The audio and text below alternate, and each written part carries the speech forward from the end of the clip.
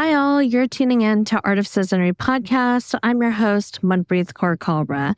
Today, we're bringing back our Fragments format, where instead of a guest, we are pausing to look at a set of headlines that together reveal something deeper about the systems shaping our lives.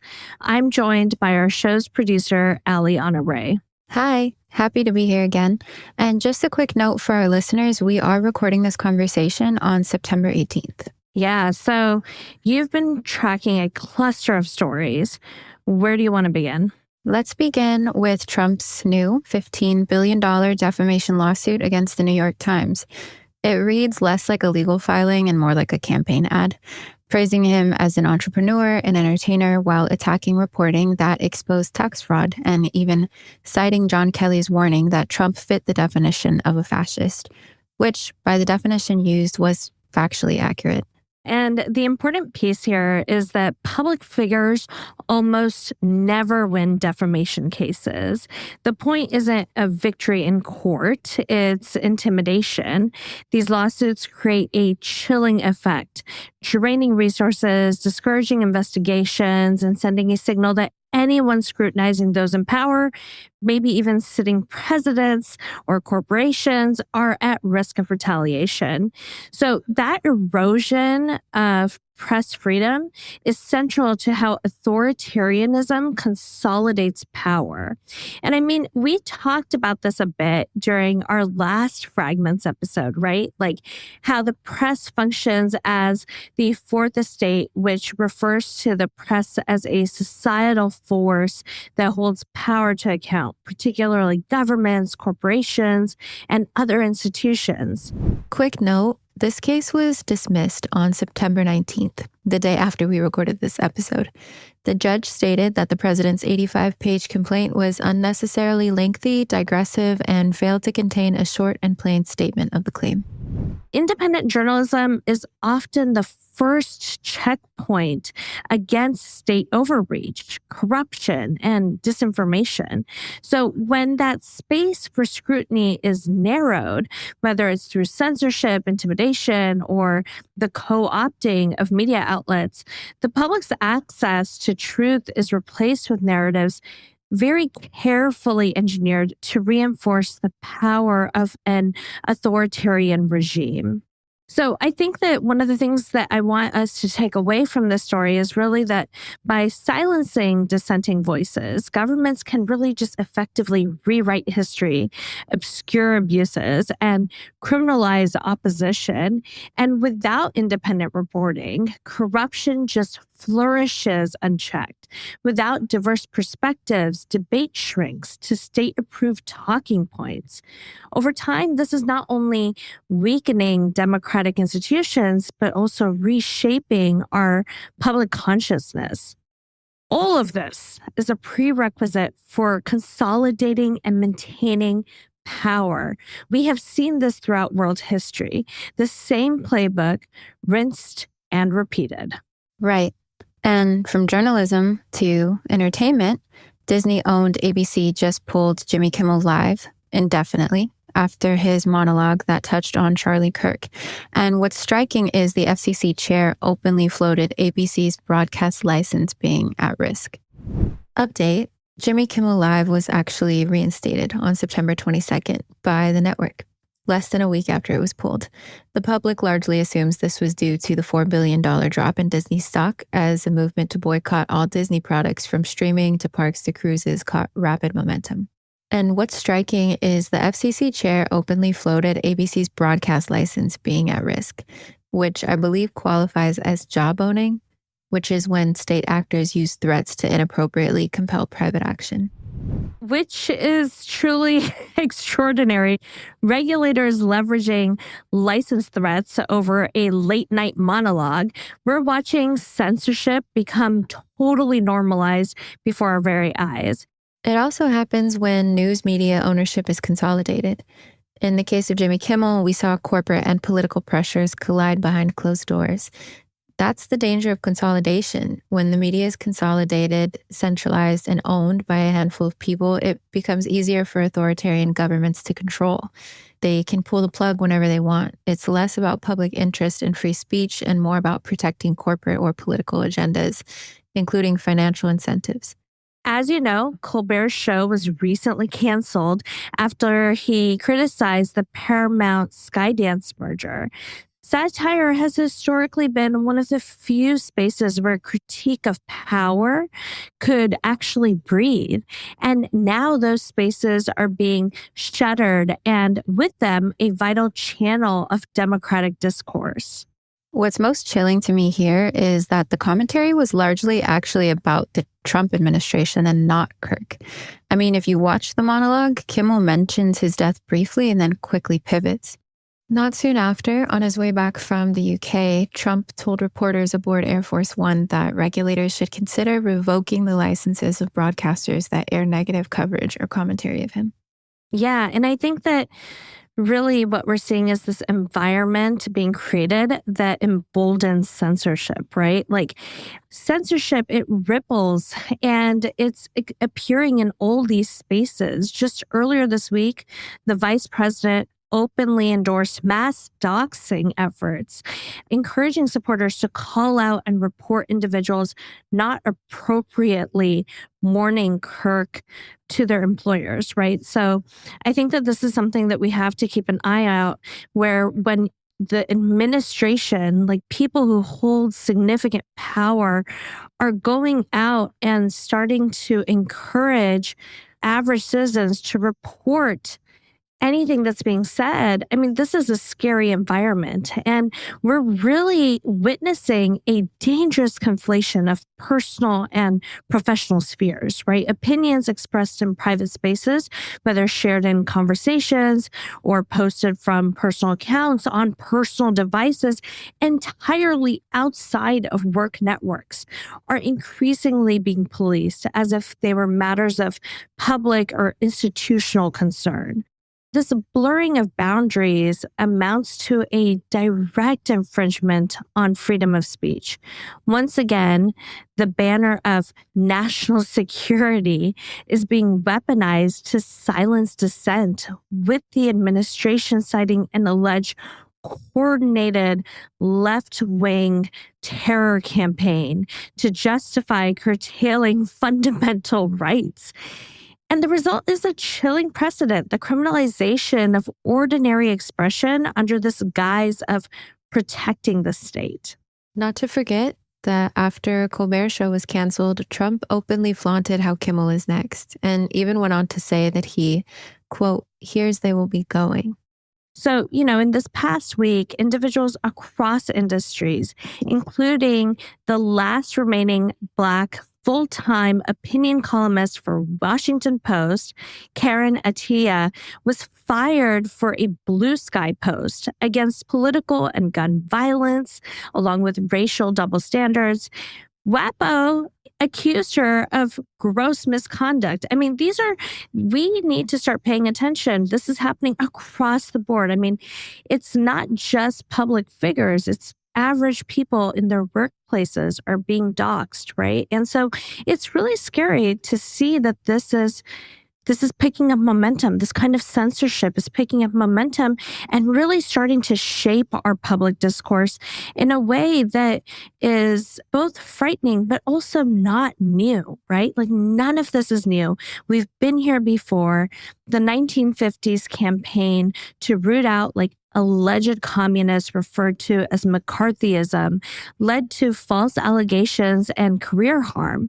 It cast an indiscriminate net over artists, academics, government employees, and literally everyday people, many of whom faced false allegations that destroyed their careers. Loyalty oaths, blacklists, and public hearings created a culture of silence where even the perception of dissent could be weaponized. It's truly a reminder of how quickly democratic principles can be abandoned when fear is used as a political tool. And, just this morning, the ACLU went as far as to say that this is beyond McCarthyism, further stating that the current administration has been repeatedly abusing their power to stop ideas they don't like, deciding who can speak, write, and even joke. So freedom of speech is protected under the First Amendment. That is how important it is to the foundation of this nation. And we're seeing censorship and control manifest differently across spaces. Earlier this week, Jerry Greenfield, co-founder of Ben & Jerry's, resigned, saying Unilever has silenced the company's activism.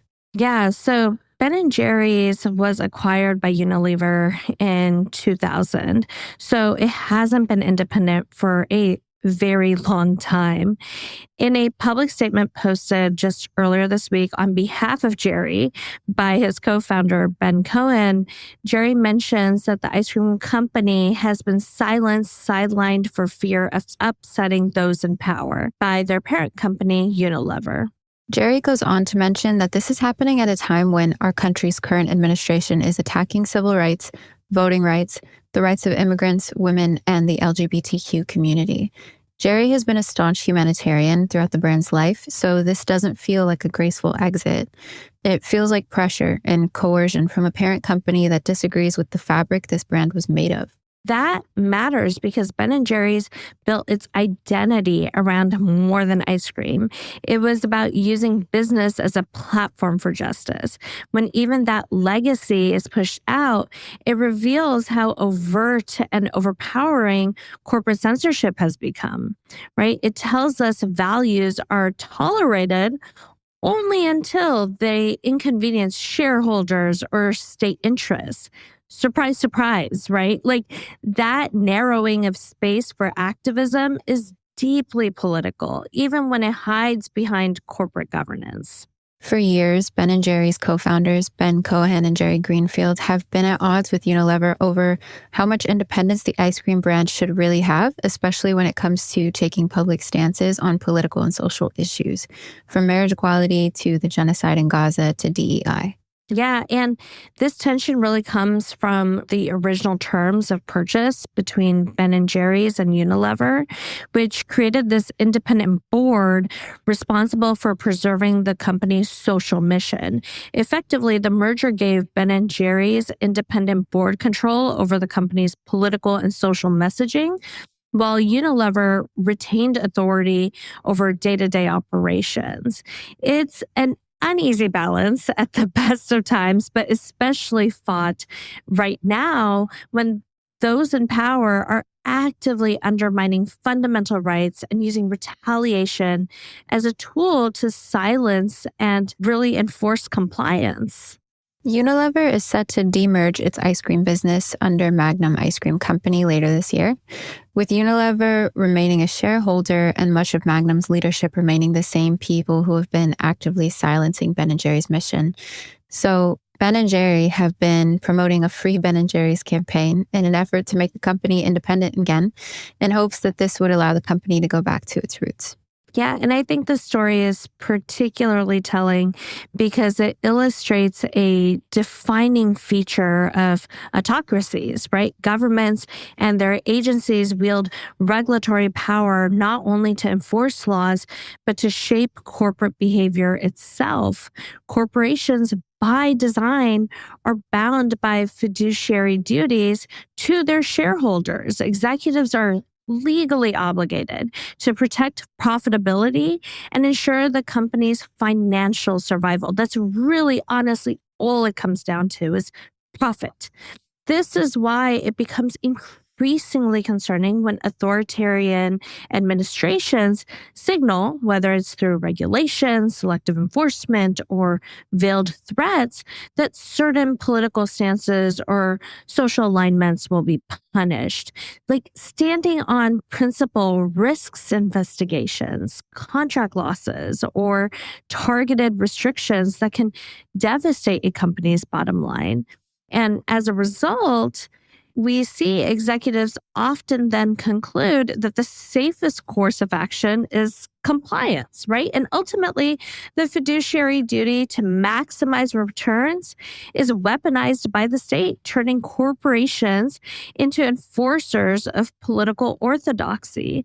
So instead of serving as these counterweights to authoritarian overreach, corporations effectively become instruments of it.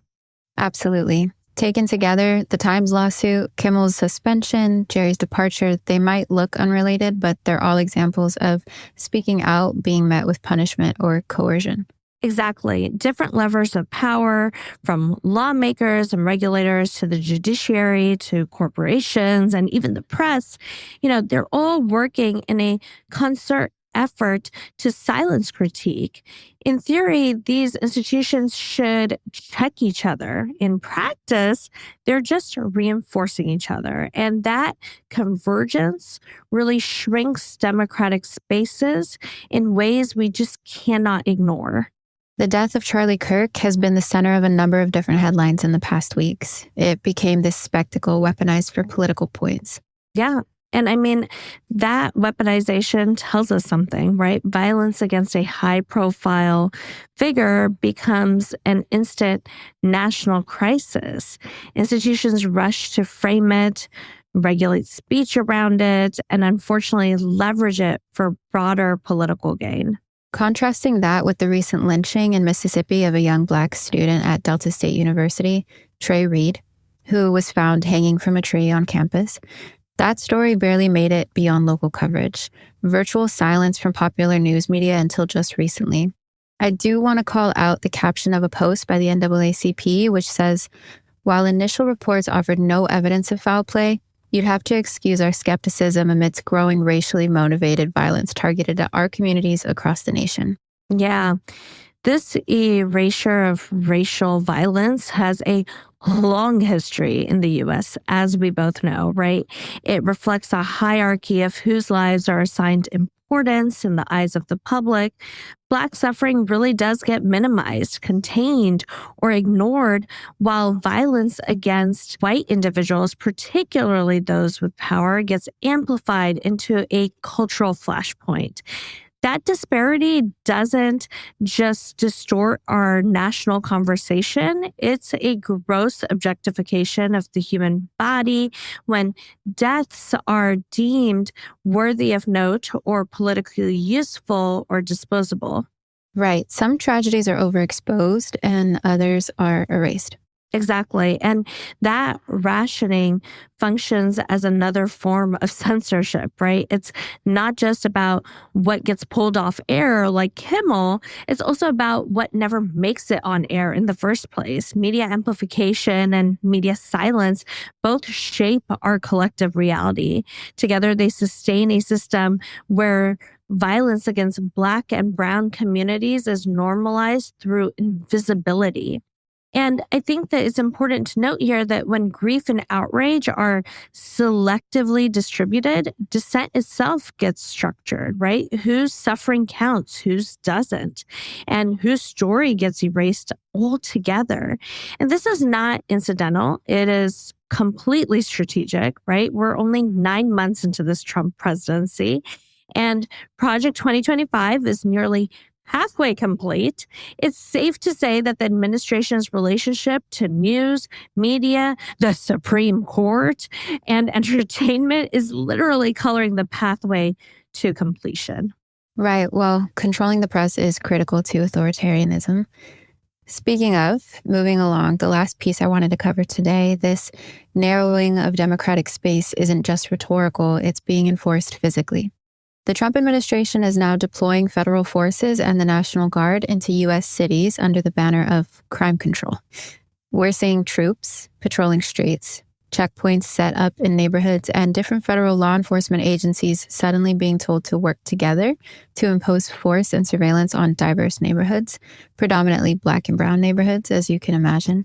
Absolutely. And I also want to note here, last week, the Supreme Court issued an opinion essentially saying that racial profiling is totally okay. I mean, we talked about this in our most recent Substack, but this is a very alarming time.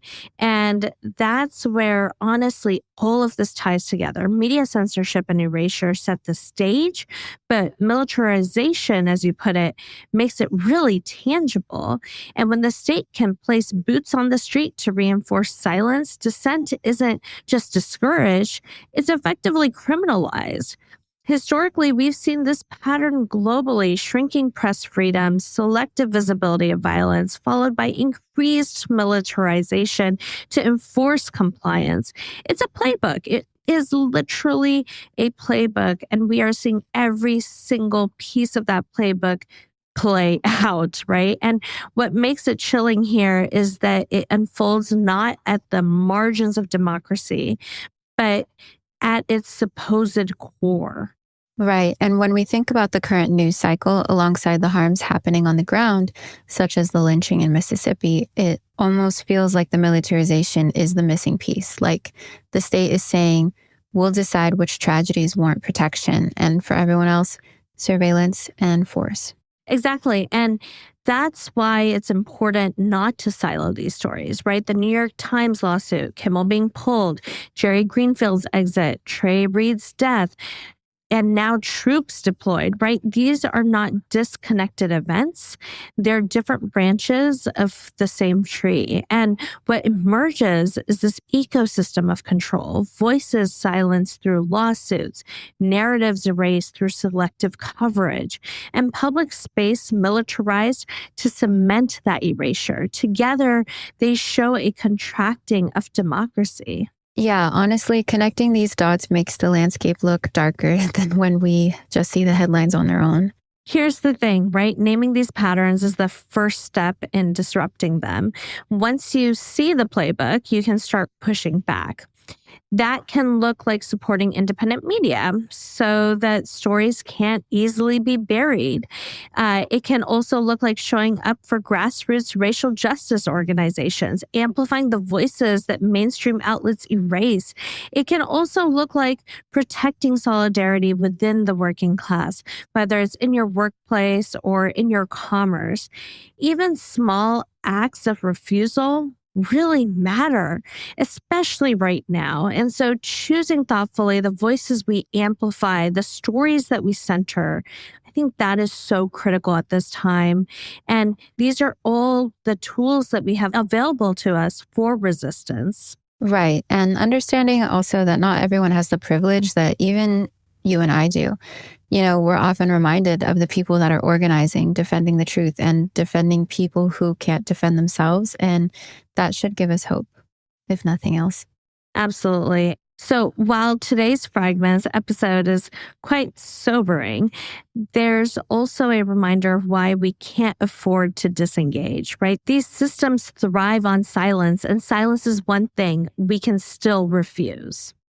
Art of Citizenry is an independent, listener-supported show. If you value these conversations, please consider subscribing to our Substack, rating us 5 stars, and donating to our work at artofcitizenry.com/support. Thank you, as always, Aly, for joining me today in conversation. Thanks so much again for having me. It's always a pleasure to work through these issues with you here on the show. So with that, I also want to thank our editor, Stephen Blevins, and acknowledge that the original theme music for Art of Citizenry is by Katrina Zemrak.